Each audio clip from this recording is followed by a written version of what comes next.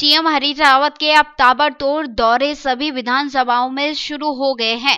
CM Harish Rawat Kanpur विधानसभा के कांग्रेस प्रत्याशी चौधरी यशवीर के चुनावी कार्यालय के उद्घाटन और चुनावी सभा में भाजपा पर जमकर बोले। ये सिर्फ एक छोटा सा कार्यालय का उद्घाटन और पब्लिक का जोश और खरोश वैसे बता रहे कि चुनाव है ही। चुनाव में बीजेपी जो ताकत लगा रही है मुस्लिम का बंटवारे की, उसमें कांग्रेस उसे विफल कर देगी और ये तो पब्लिक अपने आप निर्णय लेगी। 15 तारीख को हरीश रावत की सरकार गिराएगी, कांग्रेस की सरकार गिराएगी और ये पूरा उत्तराखंड देखेगा कि पूर्ण बहुमत की सरकार। 3 बार से विधायक रहे पंडित सिंह चैंपियन, क्या मानते हैं कितना ग्रीन मुकाबला रहेगा और जनता कितना साथ देगी? देखिए, हर चुनाव में मुकाबला तो होता है। 3 बार से विधायक रहे, लेकिन विधायक जैसा उन्होंने कोई हरकतें नहीं की। जो विधायक होता है वो मान भी करता है, सम्मान भी करता है और विकास भी करता है। मान सम्मान के नाम की चीज तो उनके यहाँ है नहीं।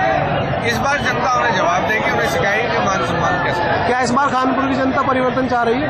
देखिए, कानपुर की जनता की बात नहीं कर रहा हूँ, ये हर उस व्यक्ति के परिवर्तन है जिसका अपमान हुआ है और हर गरीब आदमी की एक आवाज है कि मान सम्मान को लेकर और विकास को लेकर मुद्दा बनाएंगे, जिससे कांग्रेस हमेशा उस चीज को सही बनाती। हमारा एजेंडा है दुख दर्द में साथ रहना, जनता की सेवा करना और सबसे बड़ी बात है क्षेत्र का विकास करना। कहने में विश्वास नहीं रखते, करके दिखाएंगे और ये निसंकोच हरीश रावत जी के साथ और कांग्रेस के साथ आपको दिखाई भी देगा। सीएम हरीश रावत ने कहा कि मेरी 9 बकरियां दिल्ली वाले थानेदार ने खरीद ली हैं।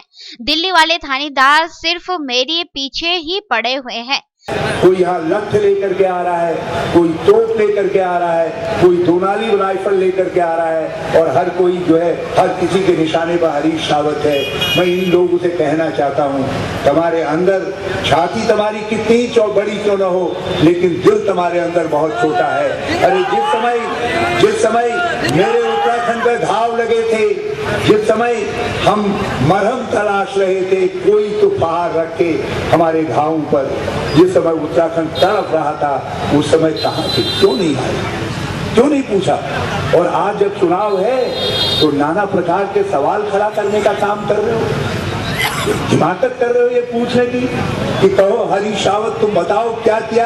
अरे मैं कहना चाहता हूँ कि जो कुछ हमने केदारनाथ में करके दिखाया है, जिस केदारनाथ के लिए तुम कहते थे, जब मैंने कहा था 4 धाम यात्रा शुरू करूंगा, तो तुम्हारे पूर्व मुख्यमंत्री ने कहा था कि उत्तराखंड वही आएगा जिसने सर पर कफन बांध रखा है, और हमने सर पर कफन बांध करके केदार नगरी को एक भव्य नगरी के रूप में स्थापित कर। हरीश रावत की सरकार दल बदल से प्रभावित होने वाली आखिरी सरकार नहीं होगी। 16 साल में 8 मुख्यमंत्री देख लिए हैं, फिर आप 8 साल में 16 मुख्यमंत्री देखने के लिए तैयार रहिए। इसलिए मैं रुड़की के लोगों से प्रार्थना करना चाहता हूं कि ये चुनाव के अंदर हमने सैद्धांतिक फैसला लिया है और आपको भी सैद्धांतिक फैसला लेना है। हमने आपको ऐसा व्यक्ति दिया है जिसने आखिर तक पार्टी के फैसले का इंतजार करने का काम किया है, और हम आपसे प्रार्थना करना चाहते हैं कि अपने आशीर्वाद से आप उनको आशीर्वाद दीजिए और आपके विकास को आगे बढ़ाने के लिए हरीश रावत काम करेगा। सीएम हरीश रावत ने कानपुर प्रत्याशी चौधरी यशवीर के पक्ष में जनता से वोट करने की अपील की और कानपुर को विकास की ओर ले जाने की बात कही। सीएम ने बजट को लेकर भी केंद्र सरकार पर जमकर निशाना साधा। आवाम के लिए अर्थव्यवस्था के लिए भी कोई ताकत देने वाला बजट नहीं है और पर्वतीय राज्यों के लिए, हिमालयी राज्यों के लिए भी निराशाजनक है। हम ग्रीन बोनस की मांग कर रहे थे, हम हिमालयी राज्यों के लिए आर्थिक पैकेज की मांग कर रहे थे, उत्तराखंड के लिए आर्थिक पैकेज की मांग कर रहे थे। हमारा ही जो पैसा बाकी है उसके भुगतान की बात कर रहे थे। कहीं भी कोई आशा कि बजट में उत्तराखंड के लिए नहीं। देवभूमि न्यूज के लिए रुड़की से दिलशाद खान।